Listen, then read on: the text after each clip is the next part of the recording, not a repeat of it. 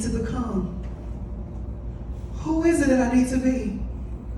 And I ask you, God, if you just show me in this moment, I'll never look back and I'm going to say, lady after lady after lady after child after child after man after man after person after human becomings after human becomings. Because if that's what they want, I'll make sure I turn their potential into possession.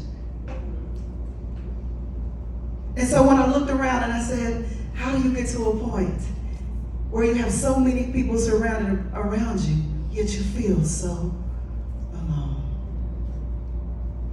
It was the hardest thing I had to come to grips with. And so it's that reason that I went on to coach individuals into overcoming obstacles, into finding their true purpose,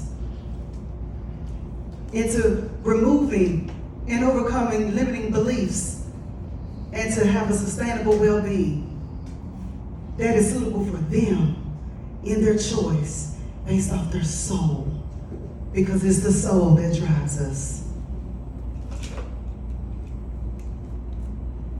Are you living in your purpose right now? Why or why not? See, we've been talking about purpose all day. We'll talk about it again tomorrow. That's the theme of it. And it's easy to show up and say, yeah, I'm in my purpose.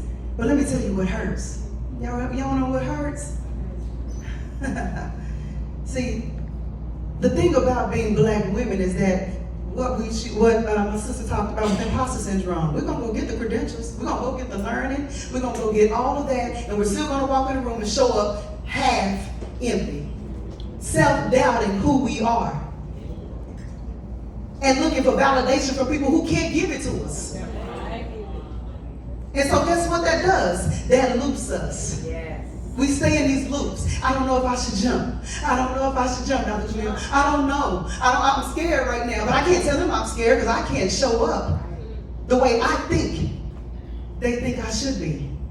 How long are you going to let the thoughts of other people keep you from your sacrifice of your purpose? Your intellect is afraid of reject. We don't like rejection. We don't. It don't feel good. It doesn't. We live in a society where you need people, and it feels good when people just buy into what we have. But I gotta ask you a deeper question in your purpose. Is your soul afraid of regret? See, that regret is when we wake up and we say, I'm living in my purpose, but I'm not there yet. I haven't started yet. Or maybe tomorrow. Or if I look good, they think I'm playing good. So I created the Fire Up Your Purpose, because sometimes we do know what we're supposed to do, right? And we're passionate about it. It's that thing that sits in your belly. And it's like every time you think about it, you're like, oh, I can stay up all night and work on this. And guess what happens? A distraction comes. And guess what happens? Life starts lifing. And guess what happens? You get in your own way. Because you start thinking about what does it take to get there. So we're going to fire up our purpose today. So the first one is committed to growth versus comfort. We got to foster growth. Now, I love this. Because many times we're afraid. We talk about stepping outside our comfort zones. And many of us have taken the leap and walked out. I walked out of my job almost 6 years ago now. And it took a minute. You know why? Because see, there was a time when I thought I had to go to work and I had to show up and give them everything they needed from me. And I had to say yes all the time. And then I had to put in more hours. And when they asked me, can you do after school? Yes. Can you do bus duty? Yes. Because I thought that was going to get me promoted. I thought if they saw me doing all the things I knew how to do, that my value would be seen, felt, and heard. See, we have a tendency to think that once we're giving all of ourselves, that someone owes it back to us to validate what we gave out. Have you ever felt yourself suffocating under your own overwhelm? Imposter syndrome, self-doubt. One hand up, two hands up. Wait, if that's you, right? Okay. Make sure we're in the right room. As we have a conversation, I need to loop this around from everything I heard today. And so the beautiful thing about it is that when I'm committed to growth, guess what happens with the brain? Woo! Remember remember Dr. Mill said, say it out loud. Y'all know why she said that, right? Because the more you hear it, the first time you said it, you didn't believe it. You didn't. You know why? Because the brain only operates in reality. It cannot operate in theory or something that it hasn't experienced before because it's there to keep you safe. And so if you've been doing the same things the same way over and over again, and the moment you took that big leap and you got disappointed, the brain said, okay, baby, we're going to do that again. Come on home. Let's stay in familiar discomfort. Let's stay right here. It feels good, even though we don't like it. We don't like it, but we'll go back to the ugly that we know. Versus going to the unfamiliar possibilities that we could never see. But if we say it enough, then maybe, just maybe, we can start telling the brain, stand down, because my soul is speaking. My body needs this. I have an impact. I have a plan that I have to do for the people that I've been called to. My sister said, for who you are, whose you are, but I'm going to add one to that, sis. You ready for this? And who is yours? See, we've been called, people have been called to us. We're not called to everybody. But if we're operating in our purpose, then those who we are called to will attract themselves to us. See, we're always asking the universe to give us more of something. Give me more, give me more. Guess what the universe does? Gives you more of who you are. Right. And so if you don't know who you are, what are you asking more of? More trauma, more heartache, more pain, more grief, more trying to figure this out. So we got to step out our comfort zone. Emotions buried alive never die. Many of y'all are leaders in this room, but I'm encouraging you to stop bleeding while you're bleeding. We show up. We show up. That's good enough. Because that's what we taught us, is that as long as I'm showing up. But see, what happens when I said, hey, here's a job description, and we're going to take away the title, and we're going to leave the job description on there. How many of y'all would run to that job? See, that's when we have to start taking hard looks, because see, we think the title is the money. Ooh. The title is the heartache. The job description is the money, because it gives you more opportunities for growth. It gives you more opportunities to do things that people have never done. So when you're walking into rooms, they're looking at you like, how does she know that? Why does she know that? See, that's how you get more haters. Learned it, figured it out. So we have to find our healing in that, which is why we need a coach, which is why we need a therapist, which is why we need a community that we need to show up and stop competing in. As Dr. Rose says, we empower. We don't compete. It's for the girls. But for the women, we show up in a different way. Because there are things we have to give each other. And so turn and talk. And listen to the rules real quick. You only have 60 seconds. You're going to turn and talk to someone, 30 seconds, 30 seconds. I don't want you to think about it. What would you do if you knew you couldn't fail? Go. Quickly.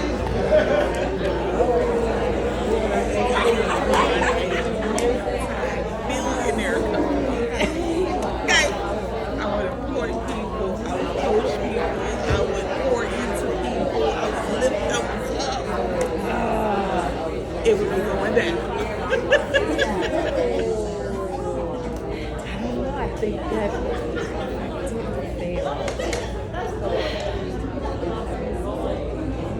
I would open that retreat in Costa Rica.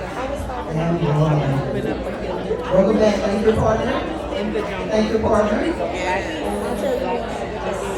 So, here we go. I hear all the talking. And we're still talking, you know why we're still talking? Sometimes we talk too much because we're trying to convince other people about what we actually do. It sounds good when we're saying it, but I'm asking you, have you done it? So if you're only talking to them for what you've done, if you're only talking to them for what you've done, it shouldn't take you that long. If you've already done it, it shouldn't take you that long. I'm saying, well, if you've already done it, it shouldn't take you that long.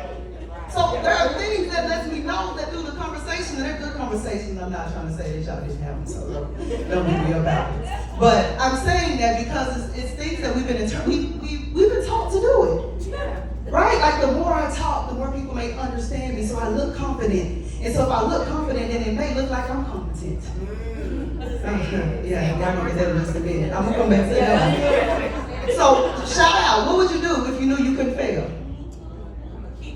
So I would build out my imposter syndrome support an institute for BIPOC studies. I really want to do my research, write more, and bring awareness. And I am going to do it. Is she gonna do it? And everyone says, I affirm you. I affirm you. Got it. Anybody else? Trichology. Psychology? Trichology. Oh, trichology. Tell us more. Trichology is the study of scalp and disorders like related to alopecia areata, and things like that. Okay. Thank you. Say, I affirm you. I affirm you. Anybody else? One more. Yes, ma'am. I would like to open my own rehab for dual diagnosis people with mental health issues and addiction issues. I want to get my doctorate. I want to start a nonprofit for children. We have an annual event every year. I want to have a compound for my mother, put my mother on it with my sister. I affirm you, sis. And yes, that's what I want to do. I affirm you, sis. And what do we say? I affirm you. See, because when it's in you, it should be able to roll out. But see, there was a time, y'all, when I was 20, and whatever she said, I could roll off my tongue. But by the time I got 30, I said, And by the time I got 40, I said, wait a minute, I know what I said, but why is it that much harder to bring this to life? And can I go back and get it? And is it still time? It's always time. Your day one is day one. Today is day one. So when you talk about fail, we talk about finding answers in learning. We're going to find those answers. See, that means we have to fail. See, because so many times we think that failure is not an option. That's what we've heard, right? Now, failure has to be an option because it's the only way that I can get better. It's the only thing you can measure your growth from. It's the only thing that Dr. Kim said, what are you going to monitor? See, that's what you're monitoring, the failure. But we're so busy sitting in the shame of our failure. Shame should have already mastered everything. That we're sitting too long and we're feeling guilty about not doing what we're supposed to do. So guess what the brain says? Come on home. I got you. Come on, sit back in this little chair, get back in this bed. It's okay. Don't go talk to those people. It's the familiar discomfort syndrome. So in my book, I went a step further because I really was talking about failures and how they come up and how they were manifesting in my life. And I'm like, okay, yeah, for every time I didn't get it right, what did I learn? And so it's fear activated internally, leaving us ready to exit the storm or situation. I have situation there. So if you're spiritual, it's the storm. And we be ready to exit instead of sometimes just sitting in it. And sometimes we ask them to get prayed out of it, and it's a holding pattern. And when you understand holding patterns happen to keep you safe. Most of us think we're sitting somewhere because it should be time by now. I should have already been there. I should have already done that. But what are you learning in your holding pattern? We want the exit sign. No, you need to know where the exit signs are once you get there so that sometimes when you're around the wrong people, you can escape faster. But it's not for you to get out of something that's teaching you who you are becoming. And so what does that mean? Looking good versus getting good. Ooh, this is what I just told you before, right? Looking good versus getting good. Sometimes we've been taught to put on those masks. We send our representatives. We wear Dr. Ronos. We wear those hats. And Dr. Ron, what about those hats? They get what? Heavy. They get heavy. And you want to know, where she is? My sister, she said, when I go to sleep, my shoulders be up here so it's not worth the money. And I find myself, oh, wow, that's me too. Right here, you are not alone. And so you're finding your shoulders sitting here, and you're trying to put on this mask and this representative because you don't want to be hurt again, because you don't want to be an imposter, because you don't want to be found out, because you don't want to be rejected. There's a lot of don'ts in there, huh? Yeah. Ooh, you living your life with a lot of don'ts, and all I'm saying is take off the NT. Not for the NT, meaning not today. And so go do. Not today, we're going to do.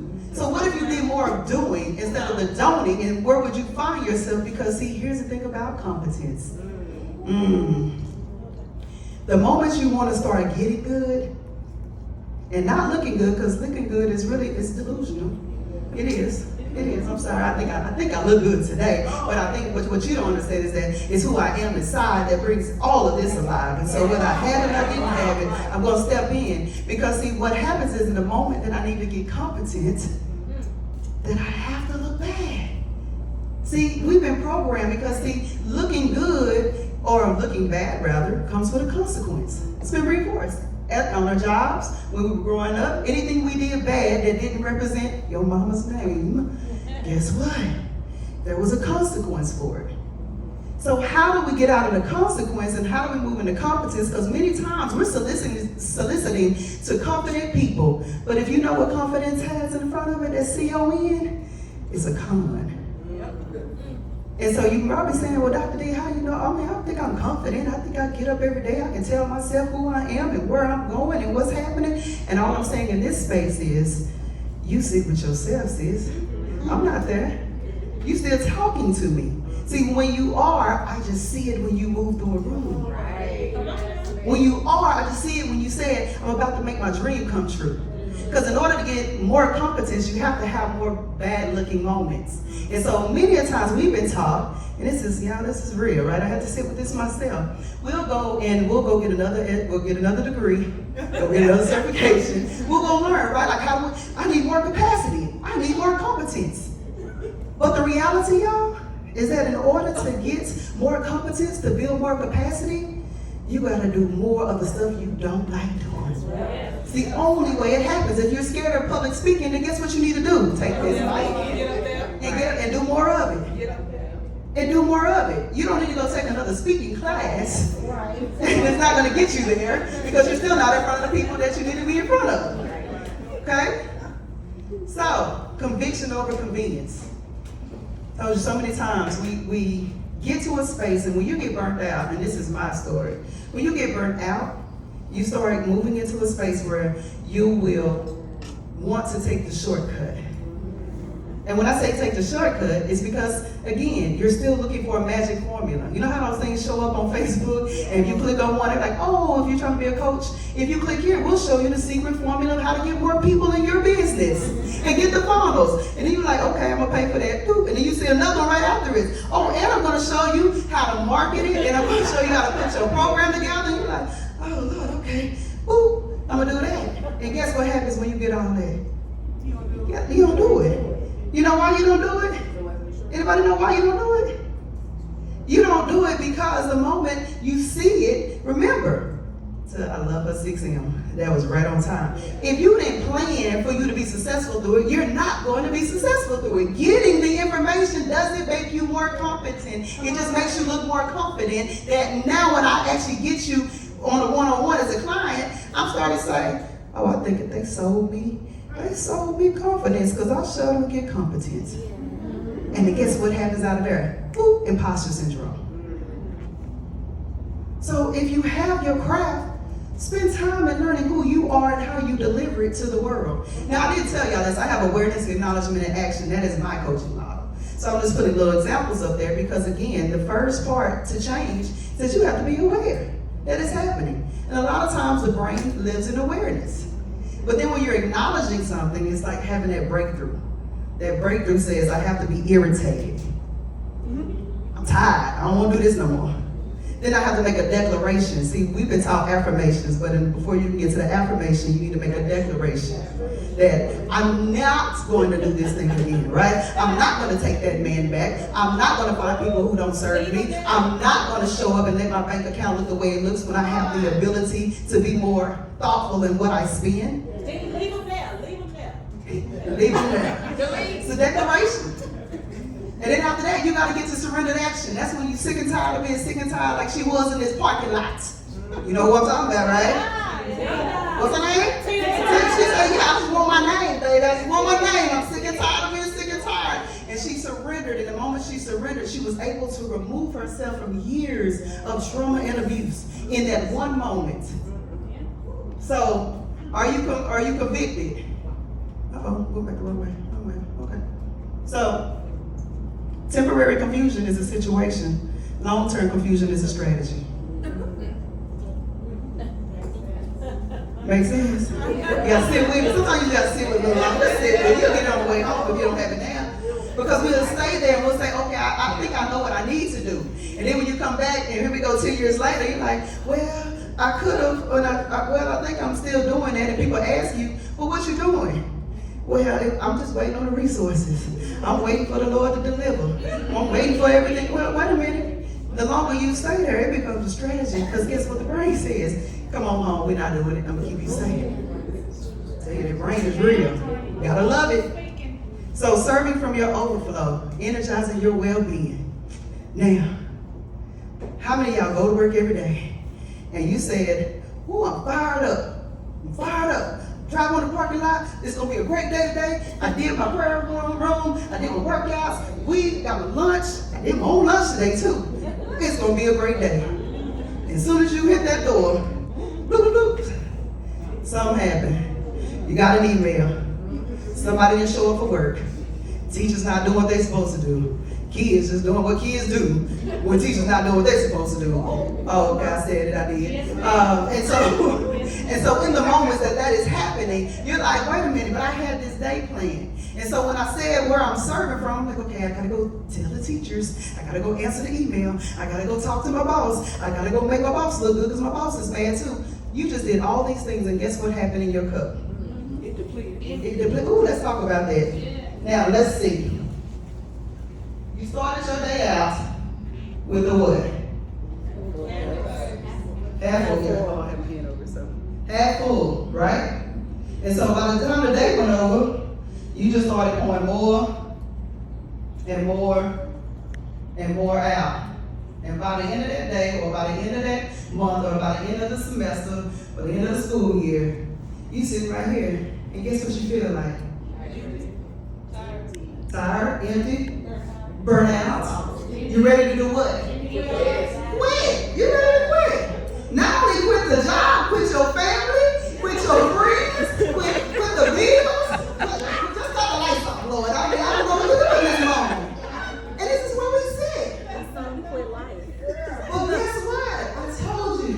This work right here is some real work, because when we're ready to deal with ourselves, ooh, it changes. Because that's the only place, and I can tell you this for myself, is where you'll find peace. When you don't know where the bills are coming from, when you don't know how to get the next job, when you don't know how, if your friends really like you today and they don't invite you, and you look on Facebook and they all out and they like, "You thought you was busy." Yeah, that's just me. Okay. If you're a business person, there are things that we sacrificed along the way. And so we created this space where we were telling our friends that we were so busy because we're creating our lives. But you know what? We didn't want that either. We were just trying to let them know that we had to stay focused on where we were going because they didn't get us there. But in the midst of that, I lost a relationship. And I had to deal with that. My cup is empty. So what happens when I need to fill my cup? What do I fill my cup with? Journaling. I heard that. Prayer. Oh, yeah, definitely prayer, meditation. What else do I fill it with? Come here, Michelle. And y'all know what? Y'all like to hold this cup right here. We about to show them something right quick. Real quick. I'm right here. You right there? Okay. All right. Put that in right there. Okay. And this is your pour. Okay. So, y'all don't tell Shay. So what did we say? Journaling? Can you see this? Prayer. Therapy. Meditation. Boundaries. I heard that. Expectations. Meditation. Sleep. Self-care. Amazon.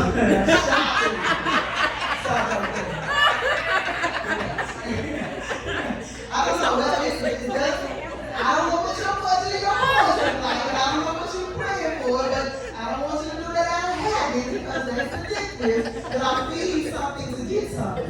Remember that? So we want to be careful about that. So right now my cup is what? Full. Can I serve from my cup? No. I can't serve from my cup. Well, see, let me tell you, but guess what we do? Once we get full, we'll come to this conference and we'll guess what? She didn't say that. Do a pour for the conference. We got to do a pour for the conference because y'all are here for 3 days. Okay, that's right there. Now, the cup is what? Full. You feel good when you go to church, you get that good dopamine and you running off of it, it feels good, right? Yeah. But by day 3, day 4, life starts life, and guess what you start doing? Feeling what? Yeah. Full. Yes. So what else do we need to do? Okay, what else do we need to do?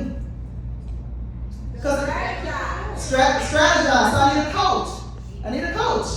What else do we need to do? I need a plan. I need a consistency. Accountability, which means I need who? A coach or who? People, right? My friends. Somebody. Okay, if y'all haven't figured this out, we can't do this on our own. I know we're superheroes. I've heard that cake for so long and I thought I could do it by myself. And the more more I did about myself, the more I realized I'm here by myself. And so when I feel like they can't show up, it's because I created that space for them to show up like that. I created that boundary that kept them out. Boundaries are not meant to keep people out, they're meant to keep you in. So you have to be really consistent and assertive about the boundary you're setting. So now what happens? So we come back here next year. We find we stay connected. We actually create accountability groups for the women in this room, and we meet once a month. And then we figure out what else we need to feel our experiences and go out to eat and find those times when we can socialize. And so guess what? I'm still filling it up, and I'm filling it up, and I'm pouring. Keep on, just pour it out in there. Just pour. Because right now, at this moment, I'm finding the things that fill my cup and keep my cup full. And so when we talk about serving from your overflow, can you pick it up? What you want me to take this out? So you just hold it again, so they can see it. Okay. So as you can see this, you're full. And you learn to stay full, even though life is not treating you with the respect that you should deserve in doing all these things. And so we find peace in being full. And so I encourage you not to serve from your half-empty cup. Yes. Not to even serve from your full cup. But you serve from the saucer. You serve from your overflow.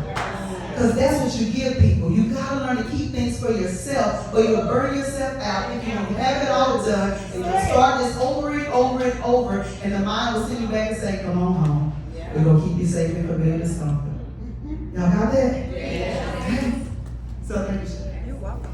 So serving from your overflow. In this one, so I'm gonna tell you what this is. This is your life areas. Remember, I think I heard that y'all talked about work-life blend. And so if you ever take the time, I don't know if you got to do that, but figure out where you rank from 1 through 12 and rank them out of 1 through 10. Where do you rank in all of those areas? And if you show up less than a 5, because we talked about a blend, but it's prioritizing what your soul really needs. And so you start what your soul needs that will keep you fed and keep you flowing over. Okay? So that's just your life areas. And I went back in, I put experiences. See, one thing we were never taught, sorry, I wasn't, and I had them because my mom was a teacher. She made sure we traveled and went to museums and stuff, but as teachers, our kids don't get experiences. And we're here trying to create stuff and look at stuff. So that means, how can you give children something you're not giving yourself? Guess what y'all look forward to? But we see it all on Facebook. I'm on vacay, I'm at Punta Cana, like, okay. What restaurant did you go to that's right down the street that gave you a different taste that you never experienced before? Right? Yeah. Little things. You don't have to make them big. And so then as we're moving in, set healthy boundaries. I heard y'all say that. Say no to the things and the people that don't serve you. Right. Because responsible service starts with self. Say that again. Responsible service starts with self. Responsible service starts with self. So you can't serve anybody until you serve yourself. It's not selfish. It is a sacrifice that you know in order for you to keep giving all the things and the gifts that you have to start with yourself. And so expectations versus disappointments. What if we could just go back and we remove the word expectations from our lives? What would that look like? Freedom. It would be, right? Because remember, we're high expectations, high standards. I set so many expectations. How many of them do you actually get done? If you put 5 of them on a piece of paper for one day, how many will you get done? About 4.5. 4.5. Will they be high? No. No. Because you set a bar for yourself. I don't know what high means for you. I just asked you what's that high. But she said no. You know why? Because our high is comparative to whatever we thought it was, comparing it to somebody else's high. Come on now. It's what is your standard? Where is your bar? And are you meeting these for your bar, and are you celebrating those wins when you get there? Right. Yes. Because it's the only way you can set realistic expectations, and then you prioritize those. And so your hurdle. So Dr. Kim, she had all those 6 M's on there. I'm going to throw another 7 M, Dr. Kim. We had to talk after, put it on the payroll. Y'all see it says your hurdle, right? Y'all ready for this? So I'm going to change it for Dr. Kim to your mountain. See, when you do all those things and you set that plan in motion, not only does your brain tell you it's not good, everything else, the resistance happens. Everything happens in that moment to make sure that whatever you think you're going through does not come to fruition. But many times we look at it and say, oh, I know what's happening, but you're not celebrating what's happening. And so when you don't celebrate, your hurdle is there. See, one thing about me, what I realized about my hurdles was that they were costing me something. See, every time that I wasn't playing big, see, I could do enough. I think it looked good. I ran for school board and everything else. I'm about to put my name on the State Board of Education. And so most people are like, oh, that's great, you're playing big. And I'm like, ooh, I'm serving people. Right? But I'm serving people in my purpose, but where I'm playing big at is knowing that I'm about to walk into the lion's den. And that everybody who's celebrating me will probably be not the ones that will call me and just say, praying for you, checking on you, love you. Because you're doing what we won't do. See, we forget about that. And that's even in your jobs. You should have people around you just say, Dr. Robin, celebrating, loving on you, praying for you, because I know you're playing big. She's doing a nationwide tour. That's right. So it doesn't make it bigger. It just says she's playing big outside of her comfort zone. So what hurdles are in your way?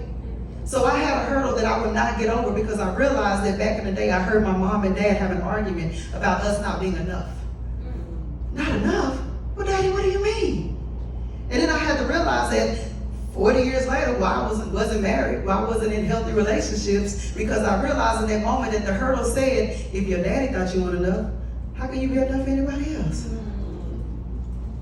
Oh yeah, that's that real word, right? So what I had to do was go back and get 8-year-old DeAndrea at that hurdle, and I had to reset the hurdle, because guess what we do with hurdles, super women? Guess what we do? Do we jump over them? Do we jump over? Who had that energy to jump over? Because after you get about 20, I promise you, if you ever ran hurdles, I was a hurdler. I promise you, you would not be jumping over anything. You'd be like, thank God I got over something, right? But for most part, we will. We'll jump over the first ones, and then they beat us down, and eventually we'll pick them up and put them on our back. Because we'll go around them, depending on where we are. Like, oh, it's a hurdle. Okay, well, let me go around. I figured out a shortcut. Remember? Convenience over conviction. And so you pick up the hurdles, and you pick them up, and you pick them up, and you pick them up, and you pick them up, and you pick them up, till you realize, why my shoulders up here and why I'm hunched over? What happened? Because you're carrying weight. It was never yours to carry. It was just yours. It was yours to conquer. So you can go back and tell somebody else how to get over it. And not only you go back and get them, you can show them how you did it, because, talk is cheap. So I had to reset the hurdle, go get DeAndrea, and we both had to take that hurdle jump together, so that I could be whole again and know that my daddy's capacity had nothing to do with me. And it didn't mean he didn't love me any less. He could only love me from where he was, in his own trials and tribulations and hurt and rejection and everything else. So I ask you, what does your hurdle cost you? That's your reflection time. How many hurdles do you really need to go back and pick up? And how do you deal with that? So, I told you before, you must increase your capacity rather than decrease your hurdle. See, because what happens is, if you don't jump that first one, most of the times you would think there'd be 20 more out there. Now that hurdle just gets higher and higher, because that's how you're looking at it. It's still the same height, but when you go after trials and tribulations and trauma, and you don't have anybody to get that off of you, and you can't release that the right way, that hurdle looks like it's about 10 feet tall. You can't decrease the hurdle. You gotta increase your capacity, which means I have to spend more time, as my sister said, and jump all over the hurdles. So eventually we will get to all 20 of them, like a champ. If you had 1% more, what would you do? 1% more in your life. And I'm not asking you to do a lot. I'm not asking you to do 50 or 100, because that's, remember, high expectations. I was a track star, so that my coach told me, just get one. If you're behind them, just run down one. And guess what happened when I ran down one? Why? Because now it's a reality, right? So now I caught them, and guess what I can do again? If I can go get one, I can get two. If I can get two, I can get what? 3. Y'all, this is real. Stop setting these bars so high for yourself, and then only you're the one measuring it. I don't know what your bar is for you. So if you set it at 1% and you move to 2, we're gonna celebrate that. And get you accountability partners that celebrate that. So as we're closing up, firing up your purpose, pursue purpose passionately. At the end of the day, your passion will lead you on a journey like nobody's business. But we think it's supposed to be a straight line. I think we've succumbed to the fact that it could curve, it could shift at any time. I think we're okay with that. But the problem with that is that when he said, trust in me with all your heart and lean not on your own understanding, in all your ways, acknowledge me, and I will direct your paths. Direct. See, some of y'all just running races, and you running on your journey. You're like, oh, that happened. Okay, well, good. I'm going to be positive about that. Well, then you got to stop and ask yourself, was that really the path that was directed for you? Because there's some things that we want that's not really what we've been purposed to be. Which is why I've asked, do you know who you are in this space? So you have to pursue your purpose passionately, which means if you're not for sure or you're not moving and you haven't done it, get you a coach that'll lead you there. And so I had to write this. Said it by my daddy. All the people in your life are truly doing the best that they can, believe it or not, because I hear people say, I don't believe in people anymore. But they're actually doing the best that they can with what they have. People can only love you to the capacity that they are able to love themselves. They can only forgive and embrace you to the capacity that they are able to forgive and embrace themselves. They can only give you what they have, the capacity to give. You may think that you deserve more, and you may be correct. But that means nothing if a person simply doesn't have the ability to give it to you. Stop holding people hostage. Free yourself so you can free them. Show them by example who they are called to be. Because it's who you are, whose you are, and who is yours. And so when you understand this, you'll know that, guess what? Sometimes I may have to separate myself from pint-sized friends with pint-sized thinking, because I'm a gallon-sized leader, I'm a gallon-sized mother, I'm a gallon-sized lover, I'm a gallon-sized business owner. And so if you keep surrounding yourself around pint-sized people doing quart-sized things, you'll still never get to your gallon. So when we're talking about serving from your overflow, find you somebody that can pour into you from what they've been through, from their experiences, and honor that. I'm sorry, can you repeat that?